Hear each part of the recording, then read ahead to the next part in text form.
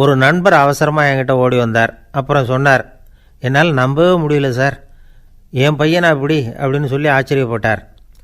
உங்கள் பையன் அப்படி என்ன தான் செஞ்சுட்டான் அப்படின்னு கேட்டேன். என்னால் முடியாத ஒரு காரியத்தை அவன் செஞ்சுட்டான் சார் அப்படின்னார். அது என்னன்னு தான் சொல்லுங்களேன். என்ன 5வது வகுப்பில் அவன் ஒரே தடவையில் தேறிட்டான் சார், அதாவது ஒரே அட்டம்ப்டில் பாஸ் ஆகிருக்கான் அப்படின்னார் மூச்சு வாங்க. கஷ்டப்பட்டு பரீட்சை எழுதுனது அவன், இவருக்கு ஏன் மூச்சு வாங்குது?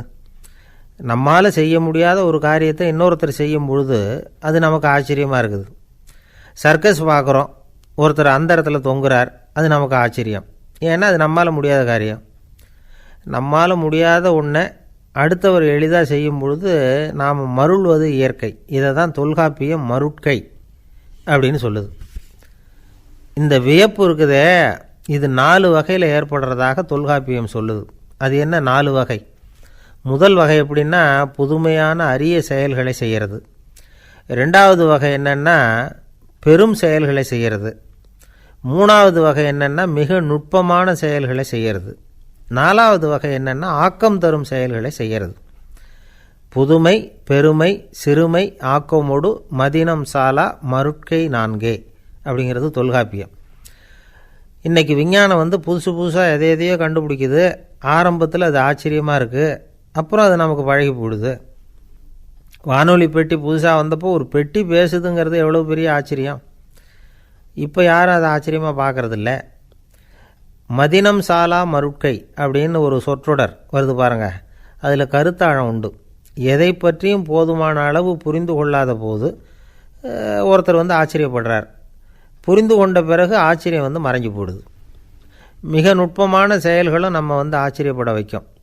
ஒரு அரிசியில் ஒரு திருக்குறள் எழுதி காட்டுறாங்க, ஒரு முட்டை ஓட்டுக்குள்ளே ஓவியம் தீட்டி காட்டுறாங்க. கருங்கல் சிற்பங்களில் எவ்வளவு நுட்பமான வேலைப்பாடுகளை எல்லாம் பார்த்து ஆச்சரியப்படுறோம். இது மாதிரி ஆக்கப்பூர்வமான அரிய செயல்களை செய்கிறது கூட வியப்பை உண்டு பண்ணும். குப்பை கூலங்களை கூட வாழ்க்கைக்கு பயன்படுகிற பொருளாக மாற்றுகிறவர்கள் இருக்காங்க. அவர்களுடைய செயல் வியப்பு அளிக்குது. இடைக்காட்டு சித்தர் பாடின 30 நூலில் வர்ற ஒரு பாடல், ஆற்றல் பிறர் அறிதலின் அகம் கிளர்வு உறுதலின் கற்று அறி பாணர் கழுமிய கோடலின் தோற்றம் உருகவே போற்றல் சால் வியப்பே. ஒருத்தருடைய ஆற்றல் தெரியாமல் இருந்தது, அவருடைய அரிய செயலை பார்க்கும் பொழுது வியப்பாக இருந்தது, மனசுக்குள்ள கிளர்ச்சி. பாவலர்கள் இவர்களுடைய புகழை பாடி மற்றவர்களும் தெரிந்து கொள்ளுமாறு செய்கிறார்கள் அப்படிங்கிறது தான் ஒரு யதார்த்தமான உண்மை. ஆக எல்லா வகையிலும் மக்கள் தங்களுடைய வாழ்க்கையில் முன்னேறுவதற்கான வழிகாட்டுகிற ஒரு மெய்ப்பாடு தான் வியப்புங்கிறது. இந்த காலத்தில் நம்ம எப்படியெல்லாம் ஆச்சரியப்பட வைக்கிறாங்க. ஒரு ஆளை பிடிச்சி ஜெயிலில் கொண்டு வந்தாங்க. ஜெயில் அதிகாரி அவனை ரொம்ப ஆச்சரியமாக பார்த்தாராம். இவன் கேட்டான், ஏன் சார் அப்படி பார்க்குறீங்க, நான் இப்போ இங்கே வர்றது உங்களுக்கு ஆச்சரியமாக இருக்குதா அப்படின்னு கேட்டிருக்கான். இதுக்கு ஜெயில் அதிகாரி சொல்லியிருக்கார், நீ இப்போ இங்கே வந்ததில் எனக்கு ஒன்றும் ஆச்சரியம் இல்லைப்பா, ஏற்கனவே நீ இங்கேருந்து விடுதலையாகி போய் 6 மாதம் ஆச்சு, இவ்வளவு லேட்டாக வர்றியே அதுதான் எனக்கு ஆச்சரியமாக இருக்குது அப்படின்னாராம். ஒருத்தர் ஒரு தவறு செஞ்சு விட்றாருன்னு வச்சுக்கோங்க, உடனே நீ செஞ்சது தவறு அப்படின்னு சொல்கிறது ஒரு வகை. அதுக்கு பதிலாக எது சரின்னு அவர் புரிந்து கொள்ள உதவி செய்கிறது இன்னொரு வகை. இந்த 2வது வகை இருக்குது பாருங்கள், நிர்வாக இயலில் இது ரொம்ப முக்கியம். அலுவலகத்தில் வேலை பார்க்குற ஒருத்தர் முக்கியமாக தெரிஞ்சுக்க வேண்டியது என்ன தெரியுமா? சக ஊழியர்கள்கிட்ட எப்படி பழகணும், மேலதிகாரிகள்கிட்ட எப்படி பழகணும், தனக்கு கீழே வேலை செய்கிறவங்கக்கிட்ட எப்படி பழகணும், வாடிக்கையாளர்கள்கிட்ட எப்படி பழகணும், இவங்க எல்லார்கிட்டையும் செம்மையான உறவை ஏற்படுத்திக்கிறது எப்படி. இதையெல்லாம் சொல்லிக் கொடுக்குற பாடம் தான் இன்டர் பர்சனல் ஸ்கில், திறமையான உறவு அப்படிங்கிறது. எந்த வேலையில் இருந்தாலும் சரி, இந்த உறவுகளை வளர்க்கும் திறன் உள்ளவங்க சீக்கிரம் முன்னுக்கு வந்துடுறாங்க. மற்றவங்கக்கிட்ட உறவை பலப்படுத்திக்கிறது எப்படி அப்படின்னு தெரிஞ்சுக்கிட்டோம்னா எந்த ஒரு தடையையும் சுலபமாக தாண்டி செய்கிற தொழிலில் முன்னுக்கு வந்துடலாம். ஹார்வர்டு பல்கலைக்கழகத்தில் ஒரு கணக்கெடுப்பு பண்ணி பார்த்தாங்களாம். பார்க்குற வேலையில் எது மாதிரி குணாதிசயம் உள்ளவங்க வேகமாக முன்னுக்கு வர்றாங்க அப்படின்னு தெரிஞ்சுக்கிறதுக்காக இந்த கணக்கெடுப்பு. வெவ்வேறு துறையில் வேகமாக முன்னுக்கு வந்திருக்கிற பல பேரை சந்தித்து இந்த சர்வேயை நடத்தியிருக்கிறாங்க. அவங்க கண்டுபிடிச்சி சொல்லியிருக்கிற உண்மை என்ன தெரியுமா? ஒருத்தர் ஒரு வேலையில் இருந்தால் அது சம்பந்தப்பட்ட சப்ஜெக்ட் பற்றிய அறிவு 35% இருந்தால் போதுமா. ஆனால் உறவுகளை வளர்க்கக்கூடிய திறன், இன்டர் பர்சனல் ஸ்கில்லு 65% வேணும். இப்படி உள்ளவங்க சீக்கிரம் முன்னுக்கு வந்துடுறாங்களாம். அதனால் ஒருத்தருக்கு வேலை சரியாக புரியலைன்னா கூட விவரமாக மற்றவங்கக்கிட்ட பழகிறது எப்படின்னு புரிஞ்சால் போதும், அவர் முன்னுக்கு வந்துடலாம். அலுவலகங்களில் மட்டும் இல்லை, எல்லா இடங்கள்லேயும் இது ரொம்ப முக்கியம். வீட்டுக்குள்ளேயும் இது ரொம்ப முக்கியம், வீட்டுக்கு வெளியேயும் இது முக்கியம். அடுத்தவங்கக்கிட்ட பழகிறது எப்படிங்கிறத தெரிஞ்சிக்காதவன் வாழ்க்கையில் முன்னேற முடியாது.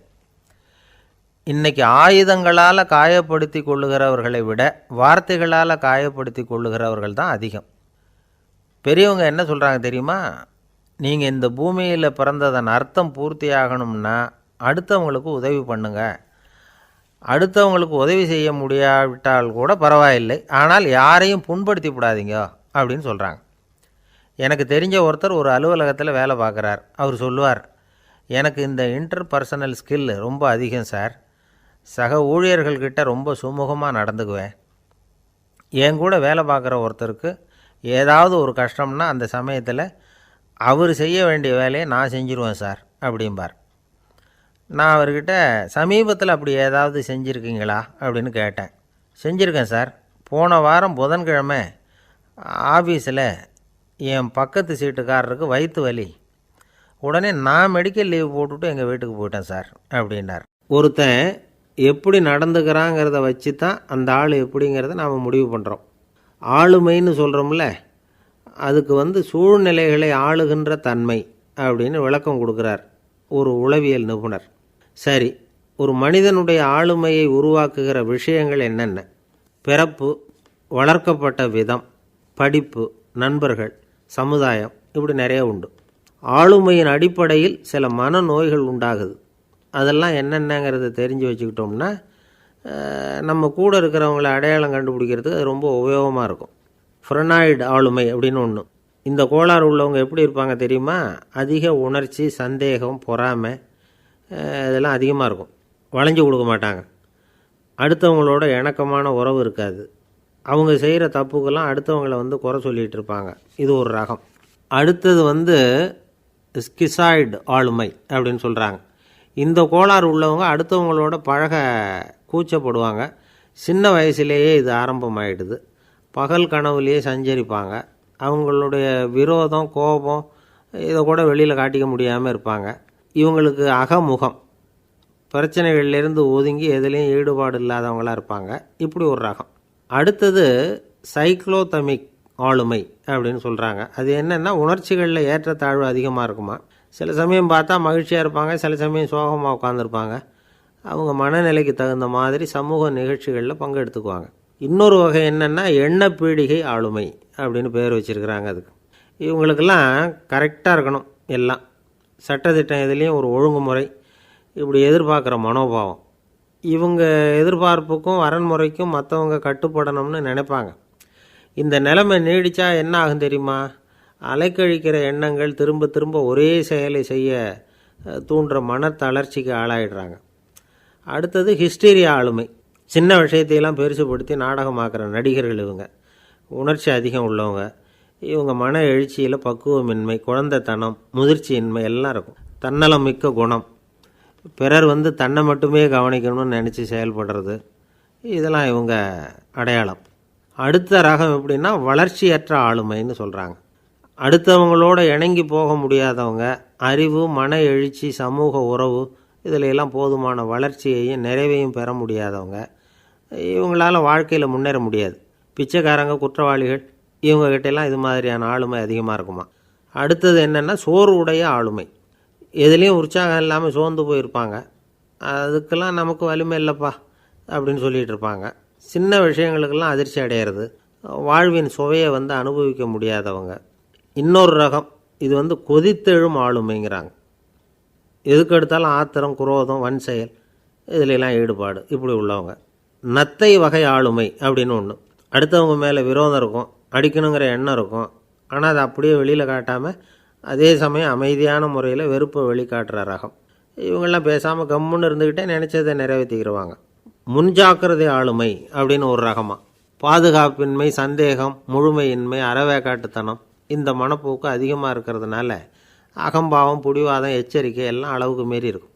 இது வரைக்கும் நாம் பேசிக்கிட்டு இருந்த ஆளுமை பண்புகள் அளவுக்கு அதிகமாக போயிட்டுதுன்னா ஆளுமை கோளாறுகள் ஏற்படும். அதன் அடிப்படையில் மனவியாதிகள் வருமா. அதனால் இணக்கமான எல்லாரும் விரும்புகிற இயல்பான ஆளுமையை பெறுவதற்கு நாம் முயற்சி செய்யணும் அப்படிங்கிறது மனோதத்துவ நிபுணர்களுடைய ஆலோசனை. ஒருத்தர் ஒரு மனோதத்துவ டாக்டரை தேடிட்டு வந்தாராம். டாக்டர், எனக்கு மனசில் ஏதோ வியாதி, ஆளுமை கோளாறு, அதாவது எனக்கு சீக்கிரமாக செத்து போனால் தேவையில்லைன்னு தோணுது அப்படின்னாராம். உடனே அந்த டாக்டர், சரி அப்படின்னா இங்கே இருங்க, நான் வைத்தியம் பார்க்குறேன் அப்படின்னாராம். ஒரு ஊரில் ஒரு ராஜா இருந்தார். பெரிய அரண்மனையில் தான் இருக்கிறார்.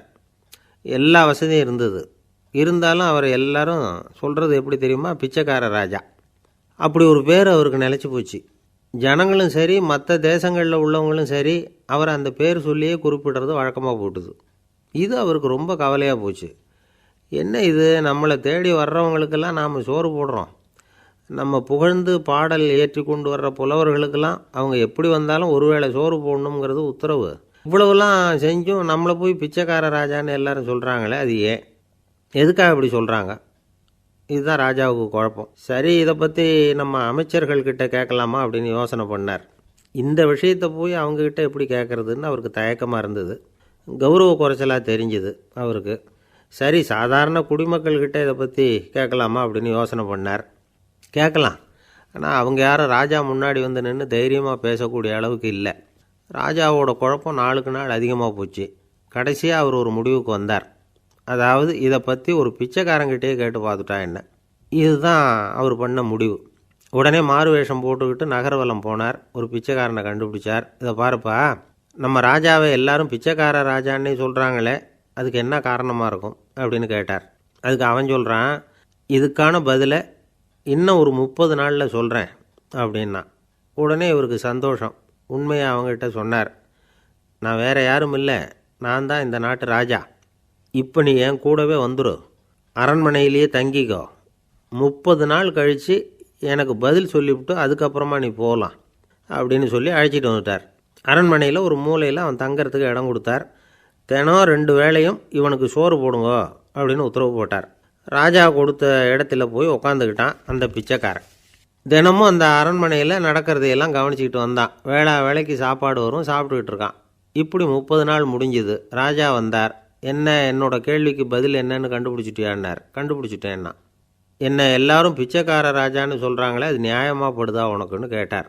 நியாயமாக தான் படுது, சந்தேகம் இல்லாமல் நீங்கள் பிச்சைக்கார ராஜா தான். என்ன தான் நீங்கள் வசதியோடவும் படைபலத்தோடவும் இருந்தால் கூட நீங்கள் எங்கள் வர்க்கத்தை சேர்ந்த ஆசாமி தான் அப்படின்னு அடித்து சொல்லிவிட்டான் அந்த ஆள். ஏனால் அப்படி சொல்கிறேன்னு கேட்டார் இவர். அரசே, ஒரு உண்மையை கண்டுபிடிச்சி சொல்கிறதா நான் உங்ககிட்ட சொன்னேன். நீங்கள் ராஜ பரம்பரைன்னா உடனே உங்கள் கழுத்தில் கிடக்கிற முத்து மாலையை கழட்டி பரிசாக கொடுத்துருப்பீங்க, பொன்னையும் மணியையும் கொடுத்துருப்பீங்க. ஆனால் நீங்கள் அப்படி செய்யலை. என்னை ஒரு மூலையில் உட்கார வச்சு 2 வேளை சோறு போட சொன்னீங்க. உங்களை தேடி யார் வந்தாலும், யார் வந்து பாராட்டி பேசினாலும் அல்லது பிரச்சனைகளை சொன்னாலும் நீங்கள் செய்கிற ஒரே காரியம் சோறு போடுறது தான். பிச்சைக்காரனுக்கு சோறு மட்டும்தான் உலகம். உங்கள் விஷயத்திலையும் நீங்கள் அப்படி தான் நினைக்கிறதாக தெரியுது. நல்லா கவனிங்க. எந்த ஒரு பிரச்சனைக்கும் சோறு தான் முடிவுன்னு நினைக்கிறீங்க பாருங்கள்.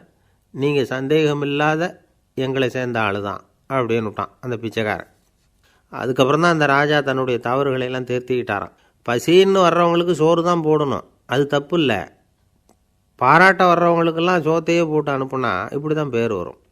எனக்கு தெரிஞ்ச ஒருத்தர் தினமும் யாராவது ஒருத்தரை தன் வீட்டுக்கு அழைச்சிட்டு போவார், சாப்பாடு போட்டு அனுப்புவார். முன்னறிவிப்பு இல்லாமல் திடீர்னு ஒரு விருந்தாளியோடு வீட்டில் போய் இவர் நிற்கிறது வழக்கம். அந்த அம்மாவும் இவருக்காக தயார் பண்ணி வச்சுருந்ததை இவர் அழைச்சிட்டு வந்திருக்கிற விருந்தாளிக்கு போட்டுருவாங்க. விருந்தாளி சாப்பிட்டுட்டு போனதுக்கப்புறம் இவர் மனைவிகிட்ட உனக்கு சிரமம் வேணாம் அப்படின்னு சொல்லிவிட்டு பக்கத்தில் உள்ள ஒரு ஹோட்டலுக்கு போய் காசு கொடுத்து சாப்பிட்டுட்டு வந்துடுவார். பல நாள் இப்படி நடக்கும். ஒரு நாள் அவரை தனியாக கூப்பிட்டுக்கிட்டு போய் ஏன் இப்படி பண்ணுறீங்கன்னு கேட்டோம்.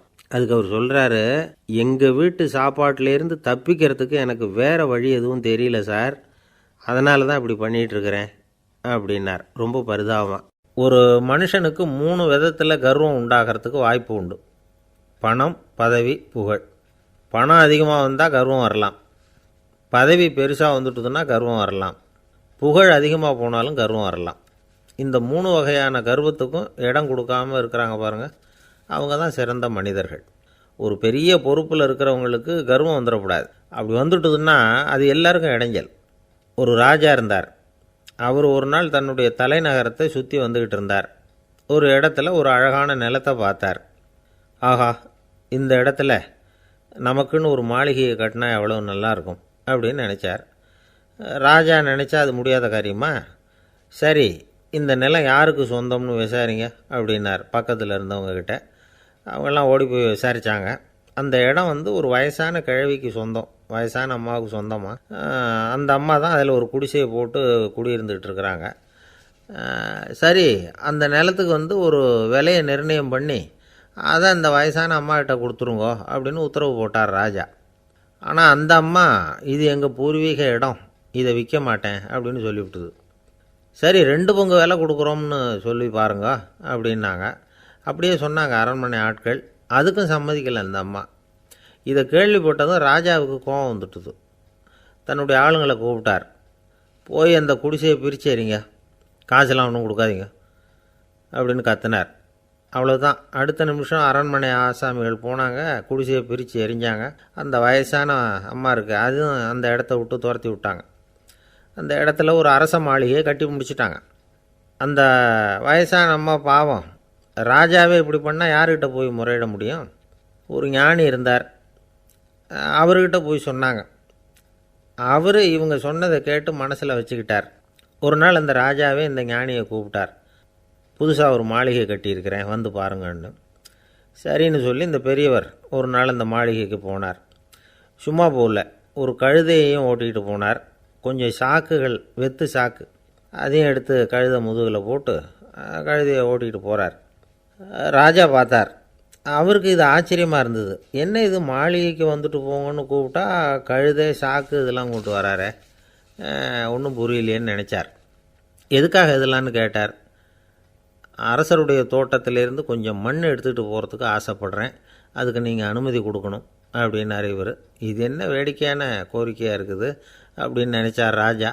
இருந்தாலும் மண் தானே கேட்குறாரு, எடுத்துகிட்டு போட்டுமே அப்படின்னு நினச்சார். சரின்னு அனுமதி கொடுத்தார்.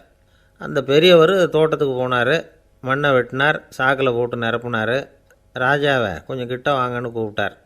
இந்த மண் மூட்டையை தூக்கி கழுதையோட முதுகில் வைக்கணும், கொஞ்சம் உதவி பண்ணுங்கன்னார். ஓ, பண்ணுறேனே அப்படின்னு சொல்லி ராஜா கிட்ட போனார். மூட்டையை தூக்கி பார்க்குறாரு, முடியல, திணறி போட்டார். இப்போ அந்த ஞானி பேசினாராம். அரசே, இந்த ஒரு சாக்கு மண்ணையே உங்களால் தூக்க முடியல, அந்த கிழவிகிட்ட இருந்து அந்த அக்கிரமமாக அபகரித்த இந்த தோட்டம் பூராவையும் சுமக்கணும்னு ஆசைப்படுறீங்களே, அது உங்களால் முடியுமா அப்படின்னு கேட்டாராம். ராஜா யோசனை பண்ண ஆரம்பித்தார். தன்னுடைய செயலுக்காக வருத்தப்பட்டாராம். அந்த வயசான அம்மாவை உடனடியாக வரவழைச்சார். தாயே, தப்பு பண்ணிட்டேன், என்னை மன்னிச்சுக்குங்க, இன்னையிலேருந்து இந்த மாளிகையும் தோட்டமும் உங்களுக்கு தான் சொந்தம் அப்படின்னு சொல்லிவிட்டாராம். போகிறப்ப இந்த உலகத்திலேருந்து எண்ணத்தை எடுத்துகிட்டு போக போகிறோம், அதனால் ரொம்பவும் அலட்டிக்க வேண்டியதில்லை, கர்வப்பட வேண்டியதில்லை அப்படிங்கிறது ஒரு பெரிய உபதேசம். ஒரு பெரிய மனுஷன் சாக கிடந்தார், ரொம்பவும் அழுதார். ஏன் அழறீங்க அப்படின்னு கேட்டாங்க சுற்றி இருந்தவங்க. நான் சாகிறதுக்காக கவலைப்படலை, நான் நம்ம ஜனங்களுக்காக எவ்வளவோ காரியம்லாம் செஞ்சுக்கிட்டு வந்தேன். நான் செஞ்சுக்கிட்டு வந்த சேவையை இனிமேல் யார் செய்ய போகிறாங்க, அது யாரால் முடியும், அதை நினச்சி தான் அழறேன் அப்படின்னாராம். ஒருத்தர் முன்னாடி வந்தார். அதுக்காக நீங்கள் கவலைப்படாதீங்க, உங்கள் சேவையை தொடர்ந்து செய்கிறதுக்கு என்ன மாதிரி இளைஞர் பட்டாலும் தயாராக இருக்குது, இருந்தாலும் எங்கள் கவலை என்னென்னா அப்படின்னு இழுத்தார்.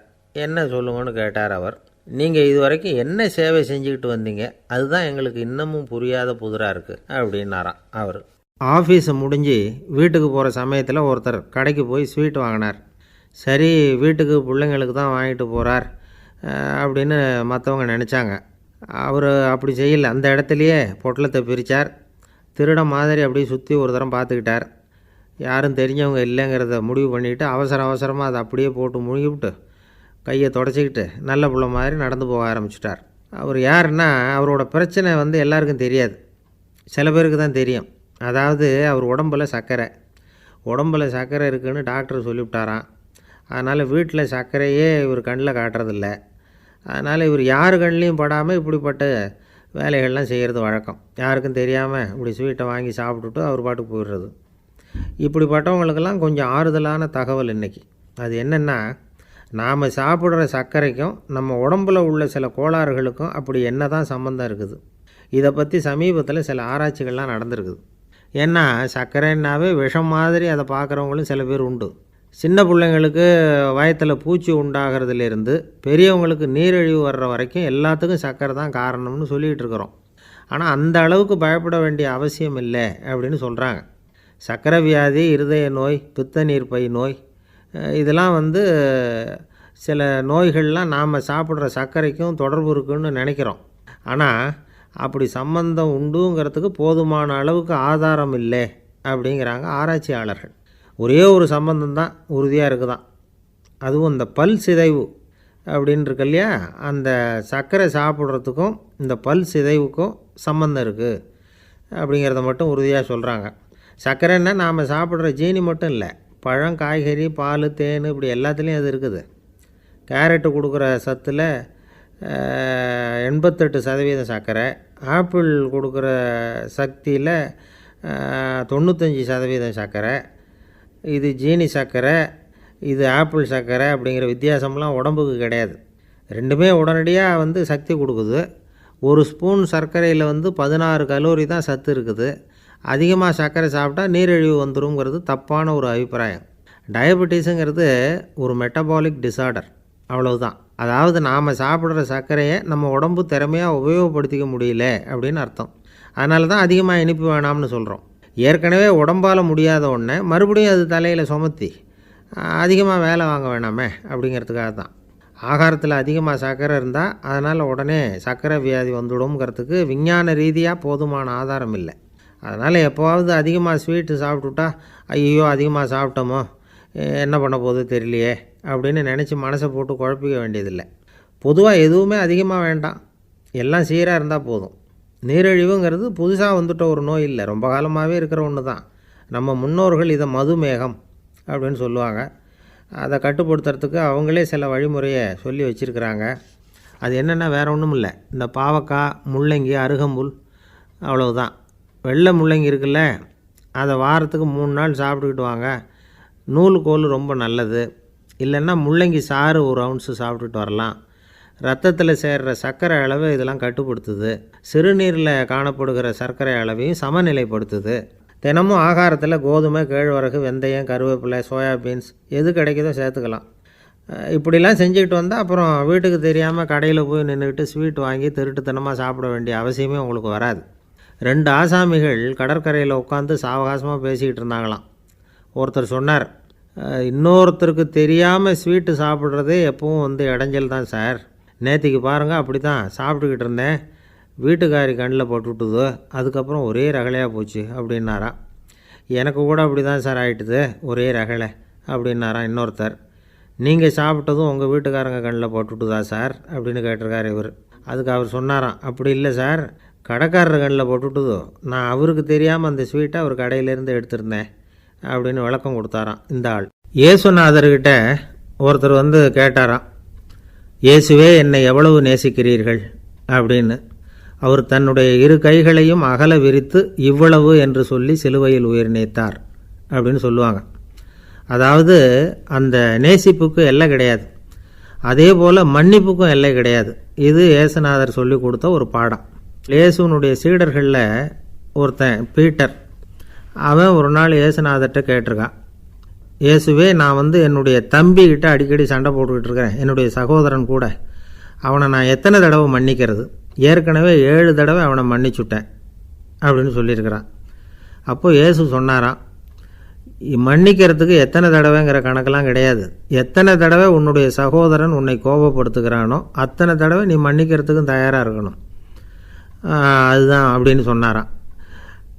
அப்போ இவனுக்கு ஒன்றும் புரியல, இது என்ன அவன் தப்பு பண்ணிக்கிட்டே இருப்பான், நாம் மன்னிச்சுக்கிட்டே இருக்கிறதா அப்படிங்கிறது மாதிரி குழப்பமாக இருந்திருக்கிறான். அப்போது இயேசுநாதர் தன்னுடைய சீடன் பீட்டர்கிட்ட ஒரு கதை சொன்னாராம். அந்த கதை இன்றைக்கு நாம் எல்லாரும் சிந்தித்து பார்க்க வேண்டிய ஒரு கதை. அதாவது மன்னிப்பை விரும்புகிறவர்கள் மன்னிக்கவும் தயாராக இருக்க வேண்டும் அப்படிங்கிறது தான் அந்த கதையினுடைய தத்துவம். அந்த இயேசுநாதர் சொன்ன கதை என்னென்னா, ஒரு மன்னர் இருந்தார். அவர் ஒரு நாள் அரண்மனையில் உட்காந்து கணக்கு வழக்குகள்லாம் பார்த்துக்கிட்டு இருந்தார். நம்ம அரண்மனையிலேருந்து யார் யார் அரசாங்க கடன் வாங்கியிருக்கிறாங்க, யார் யார் திருப்பி செலுத்தியிருக்கிறாங்க அப்படிங்கிற விவரத்தையெல்லாம் பார்த்துக்கிட்டு இருந்தார். அப்போ தான் புரிஞ்சுது, அந்த அரண்மனையில் வேலை செய்கிற ஒருத்தனே அரசாங்க கடன் வாங்கியிருக்கிறான். எவ்வளவு? 10,000 பொற்காசுகள் வாங்கியிருக்கான் கடன். இந்த 10,000 பொற்காசுகளை திருப்பி செலுத்தலை அரசாங்கத்துக்கு. இது மன்னர் கவனத்துக்கு வந்தது. உடனே நம்ம அரண்மனையில் இருக்கிறவனே அரசு கடன் வாங்கி திருப்பி செலுத்தாமல் இருக்கான், அவனை கூப்பிட்டு வாங்கன்னு சொல்லி கூப்பிட்டுட்டு வந்தாங்களாம். விசாரிச்சிருக்கிறாங்க. என்னப்பா நீ எவ்வளோ ஒன்று? ஆமாங்க 10,000 பொற்காசுகள் வாங்கியிருக்கிறேன், இன்னும் திருப்பி கட்டலைன்றிருக்கான். உடனே அவர் மன்னர் சொல்லியிருக்கிறார், நம்ம சட்டத்திட்டப்படி நீ உடனே பணத்தை திருப்பி கட்டிடு. அப்படி உன்னால் கட்ட முடியலன்னா உன்னுடைய வீடு வாசல் சொத்து சுகம் எல்லாத்தையும் விற்று அந்த பணத்தை அரசு கருவூலத்தில் சேர்த்துக்கிறதுக்கு நானே ஏற்பாடு பண்ணிடுறேன் அப்படின்னு அந்த மன்னர் சொன்னாராம். இவன் அப்படியே அதிர்ச்சி ஆகிட்டான். அப்படியே பொத்துன்னு காலில் விழுந்தானா. மன்னா என்னை மன்னிச்சுங்க, என்னால் முடியல, எனக்கு மன்னிப்பு கொடுங்க அப்படின்ட்டுருக்கான். உடனே அவர் எழுந்திரிச்சு, சரி நீ மன்னிப்பு கேட்டுவிட்ட, அதனால் உன்னை மன்னிக்கிறேன், நீ பணம் கட்ட வேண்டாம் அப்படின்னு சொல்லி அந்த மன்னர் அவனை விட்டுட்டாரான். பணத்தையும் தள்ளுபடி பண்ணிட்டார், நீ திருப்பி கட்ட வேண்டான்னு. இவனுக்கு ரொம்ப மகிழ்ச்சி. அதனால் ரொம்ப உல்லாசமாக வந்துக்கிட்டு இருக்கிறான். தெருவில் வந்துக்கிட்டு இருக்கிறப்ப இவங்கிட்ட கடன் வாங்கின ஒருத்தன் எதுக்கு வந்துக்கிட்டு இருக்கான். அவன் இவங்கிட்ட ஒரு 100 பொற்காசுகள் கடன் வாங்கியிருக்கான். அவன் வந்தான். இவன் போய் அவன் சாட்டையாக பிடிச்சிக்கிட்டான், நீ எப்படா என் கடனை திருப்பி கொடுக்க போகிறேன்னு.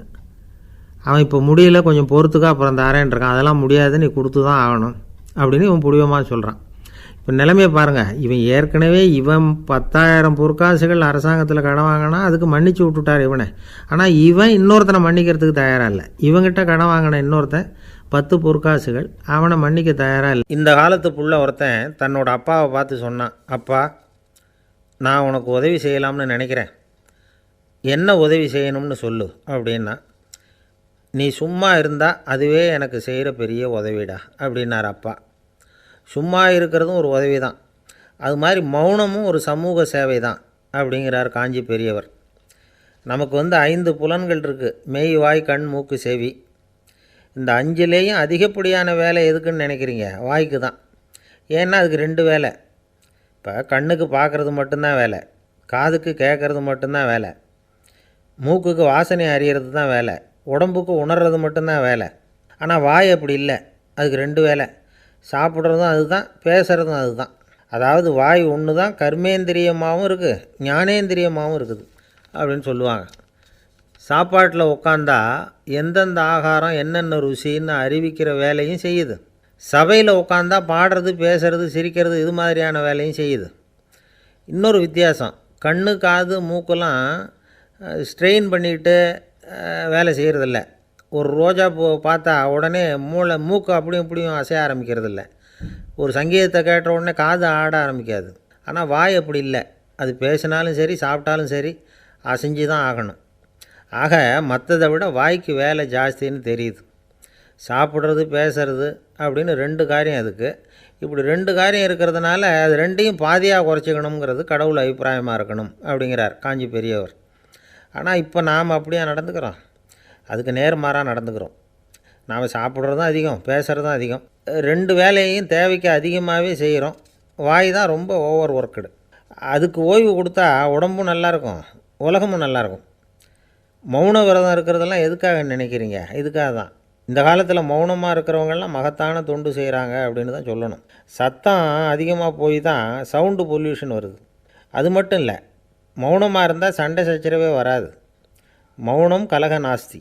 ஆக இதுவும் ஒரு சமூக சேவை தான். நமக்கு தான் வாய் இருக்குதேங்கிறதுக்காக வசமாக சாப்பிட்றதும் தப்பு, வளவளன்னு பேசுகிறதும் தப்பு. ஒரு கருத்தை சொல்கிறதுக்கு ஒரே ஒரு சொல்லு போதும் அப்படின்னு இருக்கும்பொழுது 2 சொற்களை செலவு பண்ணாதே. எவ்வளவு சொன்னாலும் அதனால் ஒரு பயனும் விளையாது அப்படின்னு தெரிய வருமேயானால் அந்த ஒரு சொல்லையும் விரயம் பண்ணாதே அப்படிங்கிறார் ஒரு அறிஞர்.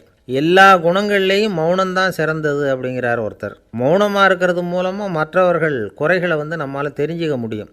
அதே சமயத்தில் நம்மக்கிட்ட இருக்கிற குறைகளை மற்றவங்களுக்கு தெரியாமல் மறைச்சிக்கவும் முடியுங்கிறார் அவர். உண்மைதானே?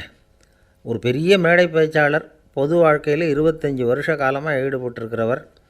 அவர் மனைவி ஒரு நாள் சொன்னாங்க, எங்கள் வீட்டுக்காரர் 25 வருஷ காலமாக பொது வாழ்வில் ஈடுபட்டிருந்தா கூட இந்த மாதம் 10ஆம் தேதியிலிருந்து தான் மக்களுக்கு சேவை செய்ய ஆரம்பிச்சிருக்கார். அப்படின்னாங்க ரொம்ப பெருமையாக. 10ஆம் தேதிக்கு அப்படி என்ன விசேஷம் அப்படின்னு கேட்டோம். அன்னையிலேருந்து தான் அவர் மேடையில் பேசுகிறத நிறுத்தினார் அப்படின்னாங்க அந்த அம்மா.